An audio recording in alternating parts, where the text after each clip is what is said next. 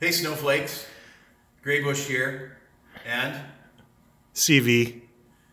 and welcome to the first episode of Don't Get Daved. What we're going to do is we're going to show you how we go about finding old sleds and kind of the work that goes into getting an old machine back in the snow. We are not doing a complete restoration. We are not by the numbers. We don't give a shit about any of that stuff. Well, some of us care a little, but in this case, we don't. This is We already talked about this. We agreed. fine. You're right. We did agree. The whole point of this video is to show you how you can get into riding an old machine, making one reliable on not a lot of money. That's the whole point. Now, whether you're pulling something out of grandma's barn, or dad left it behind after he's gone, or you just want to go buy an old turd and put it on the snow. I think that's the real value in this, guys, is that there's a lot of machines out there for sale. They're all listed as, was raced by Jacques Villeneuve. It's a one of three prototype. It's in mint condition. Blah, blah, blah, blah. Yeah. None of that matters. Ran when parked, runs on spray, fastest sled that year. All none of these are sellers. None of these are selling points. There's certain things you got to look for. There's certain things you got to watch out for. All these machines can get back on the snow. It's just how much money and effort is involved in going about that. So that's the point of this video, is we're going to show you some of the things to watch out for, some of the work that needs to be done so that you can get a sled back on the snow. That's the key there, work. I mean, you're going to have to spend a little bit of dough, but in the end, you'll have a perfectly running sled. I mean, this isn't like a paint by numbers video. I mean, we're not going to step-by-step rebuilding an engine, but I mean, there's a few things to look out for. Yeah, there's lots of videos on how to rebuild an engine, how to set a carb, how to time an engine. We're not going to show you any of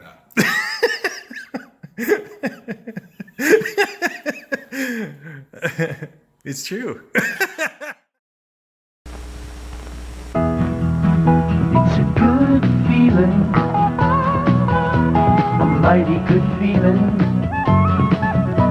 A mighty good feeling comes with the cat.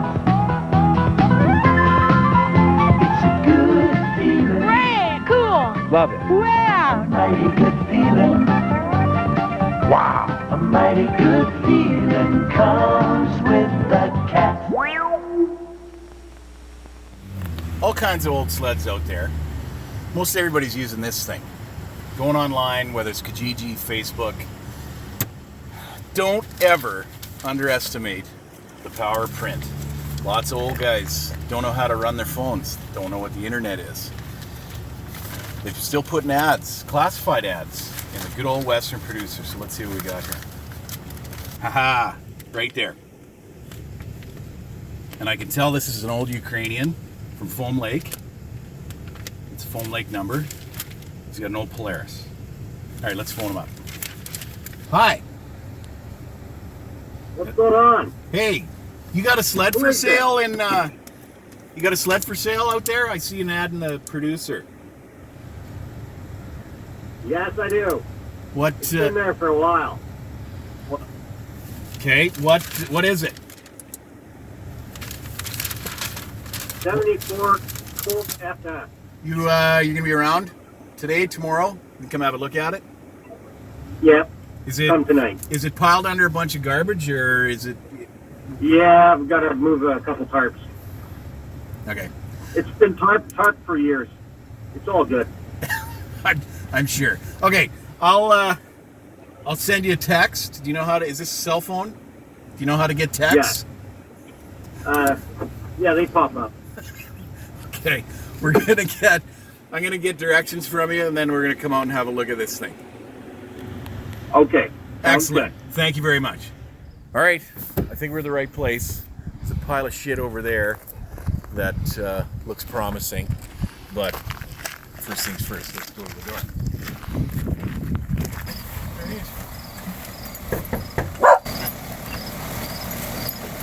Hello. How are you doing? So Blair, we're here about the Polaris sled? Oh yeah. Yeah? Yeah, finally you showed up. It's hard to find this place. It's running. Good Lord. Ramlin Park. Yeah. This the other day. He's a real beauty. How much are you asking? I just think it was 150. For this chunk of shit? 150 bucks. Oh. Or maybe it was 100. Actually, let me take a peek under the hood there, Gene. Alright, come and have a look. It even comes with a windshield. What? Look at that beauty. Oh yeah, painted pipe. Nice. Oh no, that's stock. It's all original. By the numbers here. I don't know if we can do 150, dude. That's No rust. what's the track like though? Almost new. This thing's so heavy. Slide suspension too. Oh, it's tight. Yeah, it is tight. Must have got some squirrels in it.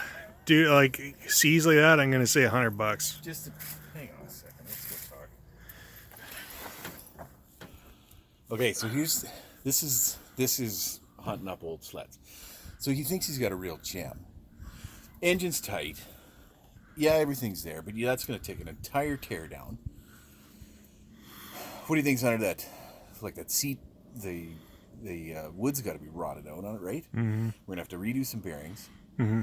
We're going to have to redo a windshield, which none of these on their own are a big deal, but overall, that's a ton of work. So, what do you think? Well, he's not out to lunch, but just out of principle, you got to try to needle him down a little bit. So, I think 125 is fair. All right, well, let's say 100. All right, we'll start at 100. Let's see what happens. You know. You make the offer. All right. I hate this. Just get over there. Would you take $100? Only if you take it right now. All right. Will you throw in some of that whiskey? Is that whiskey? What is that? It's good. I'm wondering if it's moonshine. Anyway, okay. This is the Kawasaki Snowjet SST 440. Ride this new breed of snowmobile once, and you'll know it's the hottest thing on snow. Snowgoer magazine said, quote, "In sheer speed tests, the SST outran every other fan-cooled or free-air snowmobile in both family and performance categories." Unquote. Outran them. The SST 440. The good times have never rolled faster. So, got into a lot more than we bargained for with this motor. It's a good thing we needled the old Ukrainian down, because this thing was chock full of water. The one side was loose, the one piston, but the PTO side was seized tight, and it took a lot of penetrating oil and heat cycling and a bit of persuasion with a wooden block and a mallet, but we finally got it loose. But I can't, I'm not sure what the crank's gonna look like yet, so stay tuned. Okay, Travis is busy with that engine, so we got to pull that out of here. We're gonna have to clean out all the half of the northern forest that's been jammed underneath here, pine cones, needles, etc. So while he's doing all that and cleaning this up, I'm gonna tackle the seat and the tank. There's some wiring underneath there. So let's have a look at what we got going on here. So I think there was one nut that we had to do. And awesome. So this is the type of stuff, you know, when you're looking at a sled like this, when it's sitting here like this, that looks fine. The material's good. You know, the trunk, this latch is kind of chipped, but I mean, it still works. This has got to get redone.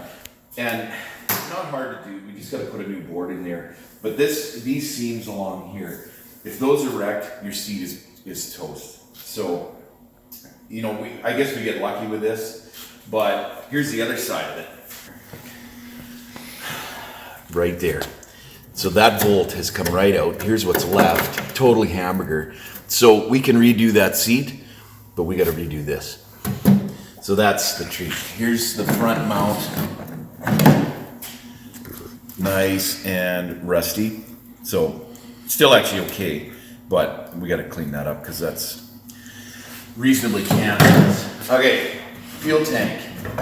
We'll take this out. Good thing with these plastic tanks, you just wash them out. But I'm gonna take it home, get it cleaned out with a pressure washer, get all that shit out of there because there's gonna be old oil and grime in there that just gets sucked into your filter. Get that cleaned up, and that'll go straight back in. So, easy. All right, so we opened up the engine, and it wasn't as bad as it could have been. We had 2 seized bearings and 1 seized piston. We got pretty lucky because the 2 outside bearings were seized, and those ones are easily replaceable. The ones in the center, not so much.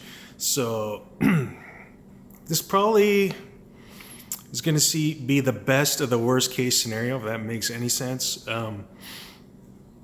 We can save everything and continue to move ahead without spending a pile of dough. So let's continue.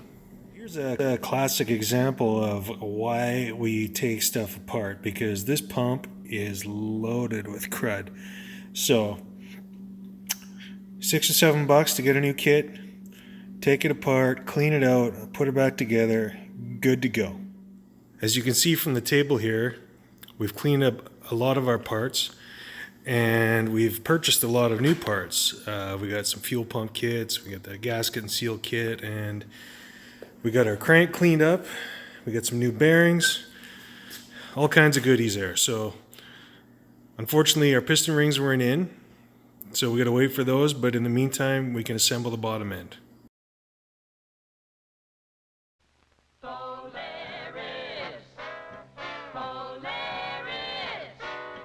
For family fun, a thrilling run over wide open spaces where the land is for living. Shout hooray, you're on your way. You're heading for a wide world of fun, get a Polaris.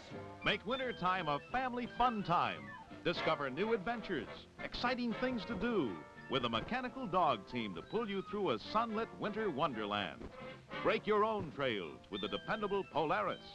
Several family design models offer speeds from 18 to 35 miles an hour.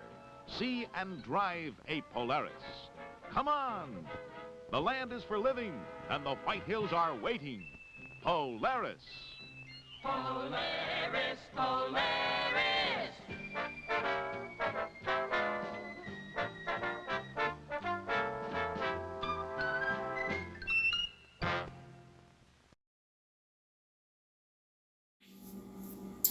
All right, so some of the things that we did to get this sled back on the snow.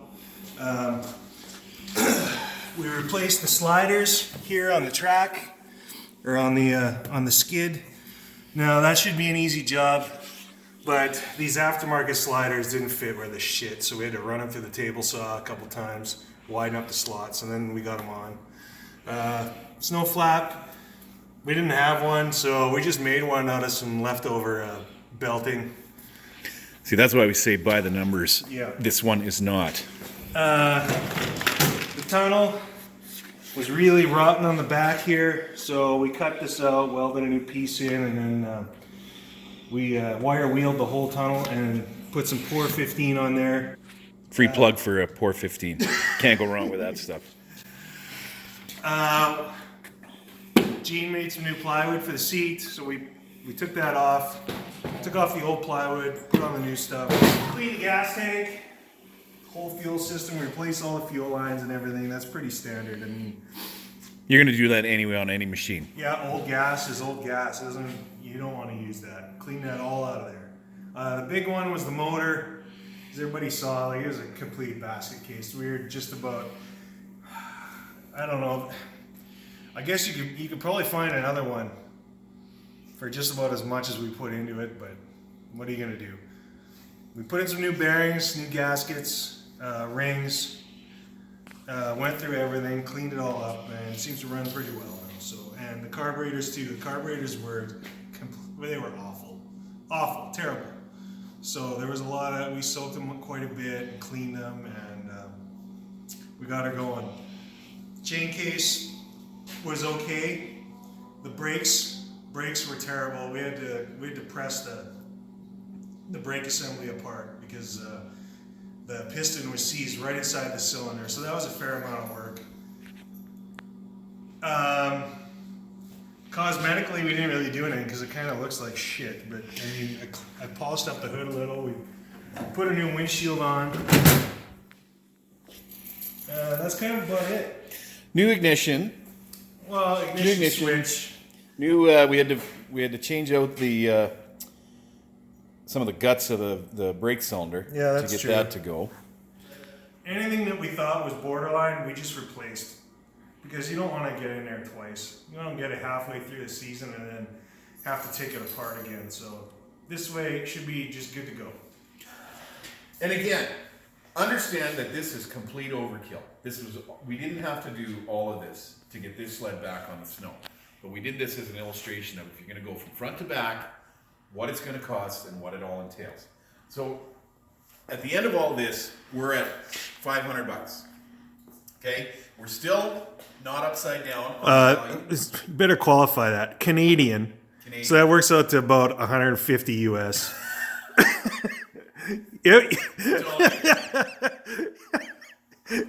And it's questionable whether Trump will let you take it over the border, but let's continue. Back to that. Did this thing need a new windshield? No, it did not. But, that's $50 right there. So some of these bigger ticket items may or may not be necessary. The other thing to remember, too, is that we didn't hunt any of these parts out. We went, what needed to get replaced, we could source in town, buy it new, and away we go. Most of it reproduction. We didn't buy anything from Polaris. In fact, they were kind of turds when we went in there to look for something. So, yeah, I guess we won't get any sponsorship from Polaris. On the other hand, Recreation Supply, their catalog, man, they carry everything. And even if and lots for these old machines. Well said. Yep. This is not a by the numbers machine by any stretch, which we found out as we were going through it, because these heads are a little different than the ones originally. No, Gene. It's not the heads. It's the cylinders and the pistons are off a TX. Continue. All right. So come and have a look. Here it is. Well, it's cleaner. I mean, there was a lot of work here. And that's the whole point of the video is like how far you can go on elbow grease. I mean, if you can do all the work yourself, that's saving you a load of money. All right, choke it and pull it over.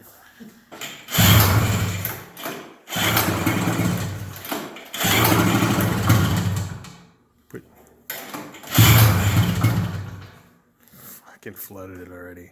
Just close it. There you go.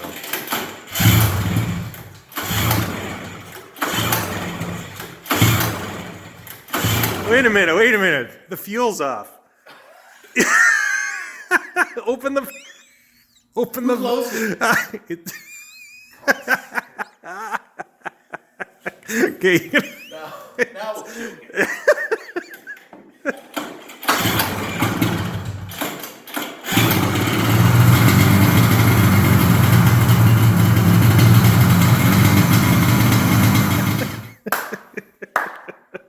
Sorry.